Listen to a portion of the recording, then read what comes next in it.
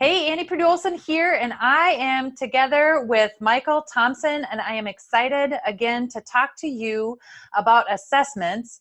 And Michael is here to talk with us about a church assessment that he has developed. So rather than an individual leadership assessment, which we've been talking about, this is a church tool. And Michael has been a pastor for over 20 years. In fact, Michael and I served together way back in the day, and we're pastors together. And in the last couple of years, you've moved towards consulting with churches, especially around organizational health. Churches and leaders need to be healthy and joyful, and there's so much potential there for churches, and you're tapping into that potential. And this assessment is a tool that you use to do that, and so we are excited to hear more about that and what you're doing with that. I also know that you are finishing up your PhD, and this is part of your dissertation process as well. You've got an MDiv, you've got a master's in, what is it? Human relationships. Human relations, and then this is part of the PhD work that you're doing. So this is a lot of years of experience and knowledge poured into this assessment that you've created. Yeah, I really do have a heart for pastors, for leaders, for people who are serving others, and I really do have a desire to come alongside leaders and encourage them and equip them.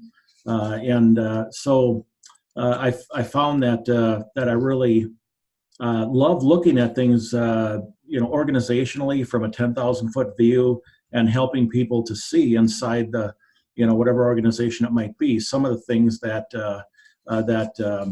come to mind for me as I interact with them. And, I really like to help people find a pathway forward when they feel stuck, because I know what it feels like. I've been there, and, haven't known what to do. And anyway. Well, tell us a little bit about the assessment. What does it measure? How does it work? And just invite us into it a little bit.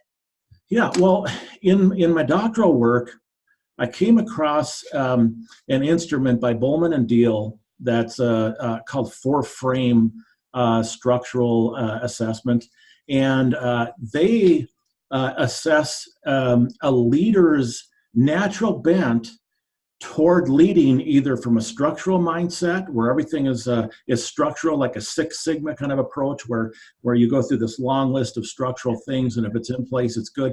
Or some people do human relations leadership, and their style is just to be everyone's buddy and keep everyone happy, and sometimes they drop the ball. And we all know people like this, but the people love that leader so much, they fill in the details. And so that is an actual way of leading that can work for some people. And then there's some organizations that partner with others. There's the guy who's the leader who knows everybody's name, and so if you need someone to come in and do a seminar, he's got that in his in his file, and so he knows everybody and knows everyone in City Hall and all the other pastors and all these leaders, and so he leads through this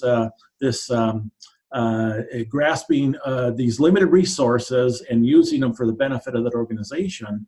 And then the fourth was really what I call faith building.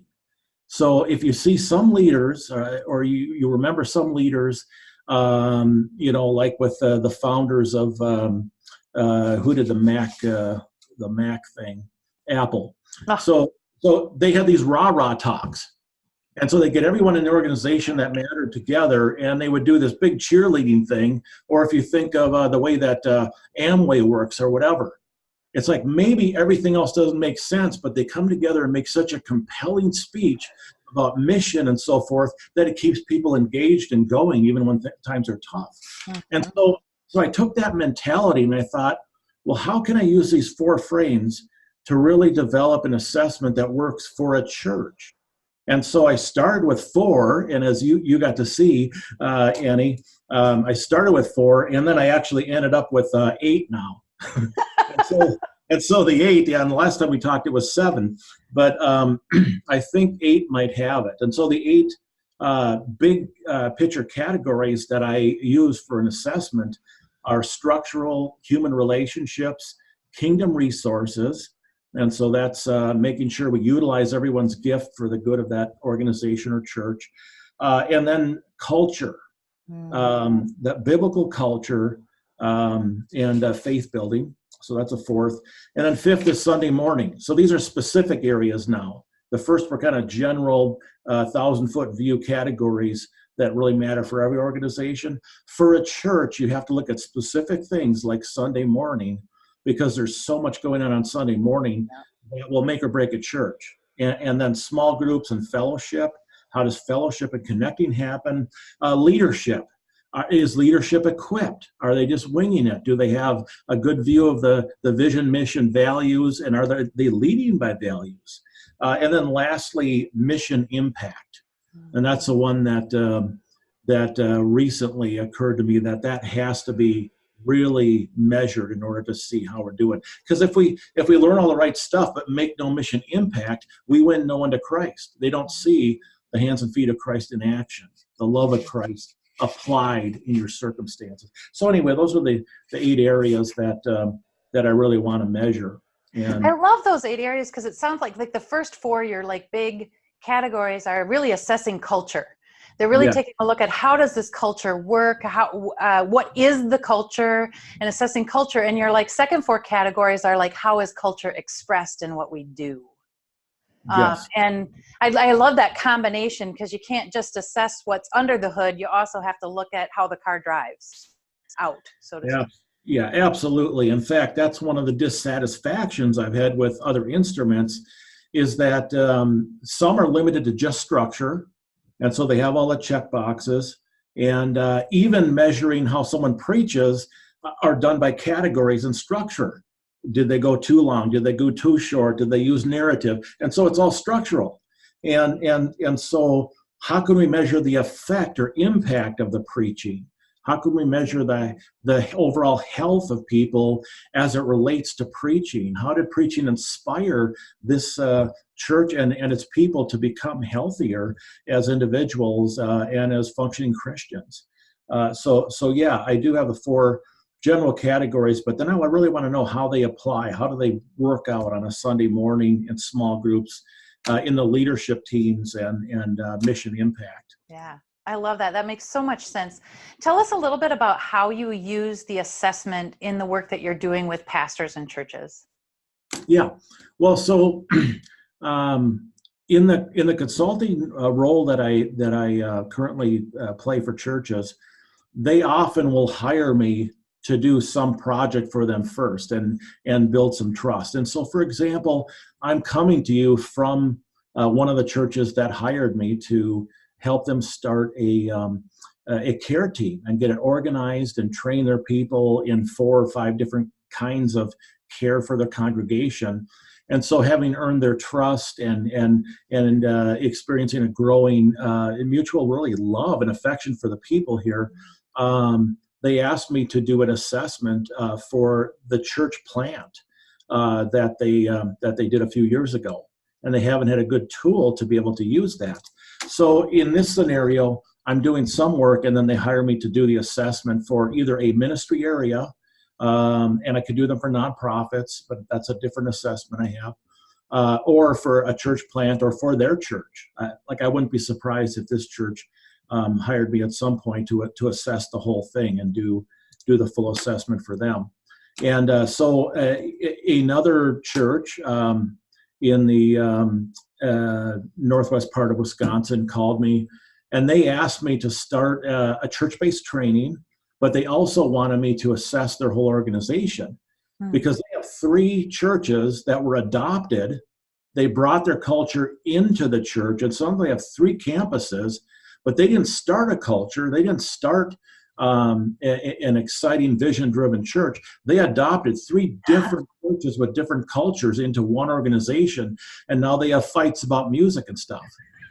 And so, right, and so you didn't start with vision, so there's nothing to call their focus back to. So now they want me to do some assessment, and part of a big focus of the assessment will be starting with a vision, mission, and how mission-driven this church is. And right now, it's not. It's just scrambling. But they want me to help lay out a roadmap for that. And so it begins with assessing what strengths can we celebrate, and what are growth areas where we need a good map to set up before them. Yeah, and then being able to leverage those strengths to actually conquer some of the challenges that they're facing. Yeah, they do need to leverage strengths. And one of the things that often we forget to do as church leaders is to celebrate what went right. Yeah. It's easy to get so critical that we forget to really see the God sightings and really honor God and what he has done. Yeah. And sometimes you can have so much against you, but if you get one thing really well, and you care for your people really well, for example, you preach really well, sometimes celebrating that strength, will really go a long way to encourage you. And yeah. Well, I like how you call it God sightings, because it's like we don't always, part of the work of the assessment is actually noticing where God is at work.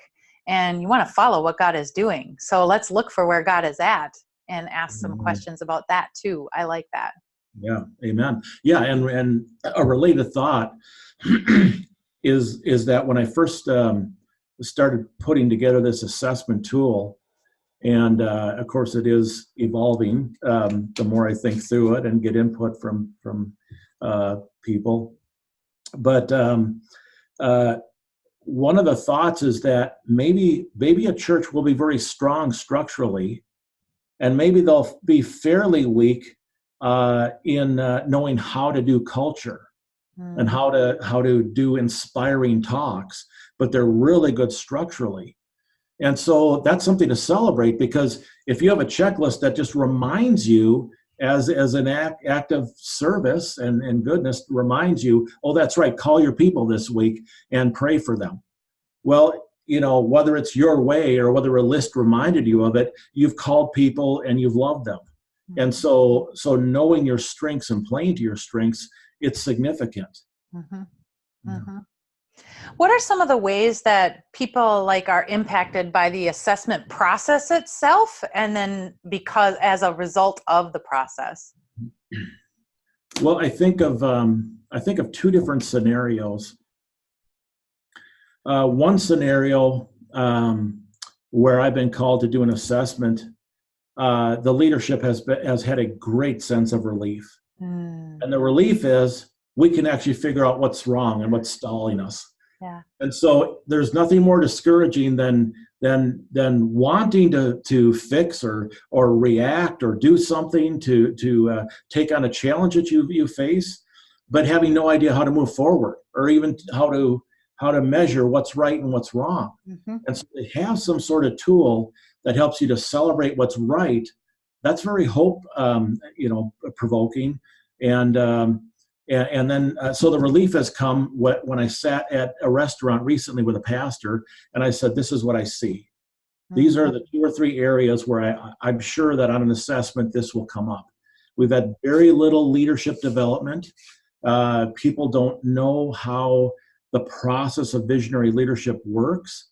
And so in a recent meeting of all the pastors and leaders, I talked about the vision to mission to values process and how that turns into action, and how then we can measure everything by whether we're inside or outside of the core values, or we're out of bounds of them. And so it was very hope providing and provoking, because they could see an end in mind. They could see a time where if they address this, things will actually get better. Yeah. Rather than just hoping they'll get better and knowing in your heart that we're not heading anywhere near that. Yeah. Sometimes I find that leaders and probably me too, we need a framework with which to sort what is going on and put it into some sort of category to make sense out of the mess, especially when we're struggling or when things are confusing. And an assessment tool like this really helps start putting things into categories that help you assess, okay, this is a strength and this is the area that we can target. And then when you know what you can target and you know where you're strong, that generates hope in and of itself. Absolutely. Yeah, you're talking about mental models. And so, God is the genius behind mental models. He set up the universe according to certain principles. He gave people different gifts. He gave people different temperaments. And he actually sets up his church with different kinds of influences And each church kind of looks a little different. Yeah. Well, that's brilliant, and that we can't figure it all out, and that God's in charge, and he's equipped each church a little bit different to meet a different need in the community in which it exists. And so these mental models help us to see how God designed us, both as leaders and as a church, and to play to our strengths instead of trying to be something we're not. I love that. I love that. I work with a lot of individual leaders one-on-one with assessments to go, okay, like, how do you be you? How do you be the leader that God created you to be? But this is like looking at it at an organizational level and saying, what is it that God has called you to be as a church or as a nonprofit organization? What is it that God has called you to be? And how do you need to be the best version of that? Yes, absolutely. In fact, one of the first things I do when I'm called in to consult, and I did this with a nonprofit organization, is I do that Bowman and Deal leadership assessment to see how God has wired each of the leaders. And so that shows a pattern of what God is calling those leaders to be. So if everyone inside the organization that is in leadership, if they all have a structural mindset for leadership and they're gifted that way, then they know first that might be just the way that God brought things about, and they can focus on that. The second part is that maybe they want a person or two on staff that's pretty good at relationships and strengthening staff and focusing on faith building. And so, there was one organization that allowed me to come in for a few months and do the CEO role so that I could do some things I couldn't do as a consultant. And so I looked at the gift mix of individuals, the temperament of individuals, and helped them to understand one another so they weren't trying to get the other person to be like them, but then also to have a staffing plan where we would intentionally factor in those other kinds of temperaments and leadership types or traits so that it would more complement the organization and fill in what was missing. Yep. So the purpose of the assessment isn't simply just to identify areas of growth and strengths. It really is to translate it into action for that is specifically designed for that nonprofit organization or that church to be able to build and enhance their culture, to create that health that you were talking about. Yeah, absolutely. Absolutely. In fact, the final step of an assessment is to sit with the leadership board, the highest governing board, and with the pastors and leaders, and not only share what I found, but help them to develop a specific either training or pathway forward so that they can strengthen an organization, and most importantly, to become more healthy as a church and as individuals. And so by healthy, I mean a church and organization who most shows off the glory of God.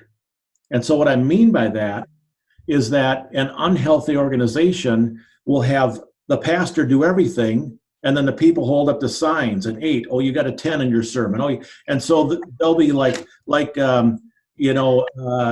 consumer survey people in a restaurant who come in and do the secret surveys, and that's the role of the congregation. Well, that's unhealthy, and that doesn't magnify the glory of God. That creates a critical spirit. So the way to deal with that is to help pastors understand themselves both as leaders, but just as important as equippers. According to Ephesians, we're called to equip the saints for works of service. What's the result? That we more resemble the measure and stature of Christ. In other words, we show off Jesus. Because we see a little bit of him in the various gifts that are distributed within the body. So it's not just the pastor gets a pass-fail. It's that everyone is contributing in their own way, and it matters. Your gift matters, and it's online. And so we make room for you to use your gift. And then the success of a pastor or leader can be measured by equipping and not just being the doer while everyone else is doing the watching. So that's what I mean, where it ultimately is a struggle for glory. Yeah. Is glory going to go to leaders who will wear themselves out and burn themselves out? Or will we become healthier as organizations and as churches and let Jesus be glorified in the way that he can he can run his church way better than us through the distribution of gifts and the way that he's leading and moving. It sounds like you get to come alongside leaders in organizations, churches, nonprofits, and really be able to use the assessment as a platform, as a way for them to frame out what God is doing now, and ask the question of, okay, now based on what your calling and your mission is, let's co-create the action steps. It's not like you come in with a one-size-fits-all plan and say, here's what it takes to build a healthy church. You're doing that on the basis of the kind of church that they are and the calling that God has placed on them for how he's going to reflect who he is through their community. Absolutely. I was just in a room with 10 people, and they are the people who will run the care ministry when I leave. And so I provided some training. I'm going to provide some training for small group leaders who end up in caregiving situations. And we're going to lay out some pathways and some follow-up, once every 6 months, so that they can help sustain the growth and good changes that they've gotten. And so my goal is to equip those people so that by the time I walk out of the room, they don't look to me. They look to other gifted people in the room, whoever God's brought here and will stay here. They look to Christ, they look to the Word, and they look to the leaders here who are more fully equipped. And so my goal is to be visible at first to draw attention to issues, but then become increasingly invisible, deferring to people around the table who are gifted. And then I encourage them behind the scenes and equip them before meetings so they know what to say and how to respond when things come up. Yeah. What is the most powerful impact that you've seen because of using this assessment tool with churches and leaders? I think the most powerful effect, and I can't always guarantee how people will respond, but I think the most powerful impact is that I did this full assessment with one organization, and I think I was able to help them identify really clearly that they were trying to be everything. It was a nonprofit, not a church, but they were being like a church in that they were saying yes to everything. And so this so diffused the effectiveness of their and work and time of their employees and their workers, that they couldn't focus on the one thing that they excelled in. And so my word for them and my follow-up was focus. Yeah. Do one thing well. Just do one thing. So think of the relief of people scrambling and then management is racing around because they can hardly make all the meetings with all different kinds of sectors that are under the umbrella, and being able to say, I'm fired from everything but the one thing that God really gave to us. So that's one thing. And then the other is the reaction of a pastor who I'm about to meet with and start the assessment process. And he's just elated and calling me and saying, when is this going to start? And so he can't wait. And so to see that kind of humility, that's just supernatural. To be able to have others speak into your world. And most would be very defensive. But because of the trust that I've been able to build with this dear brother, he knows I'm not coming and looking for faults. I'm coming to encourage him. Yeah. Lift him up.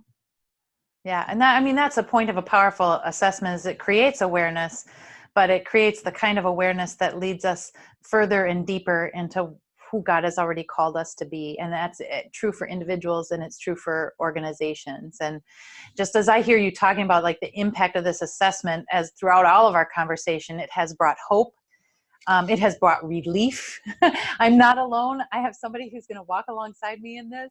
And it's brought focus. Like, you get focused on the right stuff. I often talk about how we get so lost in doing good things that we lose sight of the God thing that he has for us. And it's true for individual leaders, and it's true for organizations. This assessment helps people get focused on the God thing that he's called them to do as a corporate community. Yeah, amen. I couldn't have said it better myself. That's Focus is my job as a coach. I'm really good at summarizing what other people say. Nice, nicely done. Yeah, Oh, focus is probably one of the biggest issues that both leaders and organizations have. They try to be everything and meet every need, and we really don't have to. We just have to meet the ones that God has given us. yeah, I love that. I love that you've taken the time to be with me and talk about this assessment. I'm super excited to hear more stories as time progresses. But I would imagine that there's somebody out there listening to this going, hey, I could use a conversation about that for my church or my nonprofit. How would they get a hold of you? Well, all my information is on our website, and we're just getting things up and rolling, and in terms of our online presence. But the website is pretty well developed, and so you'll find my contact information: www.catalystchurchconsulting.com. And so my phone is on there, my email is on there, and so if you check out the website.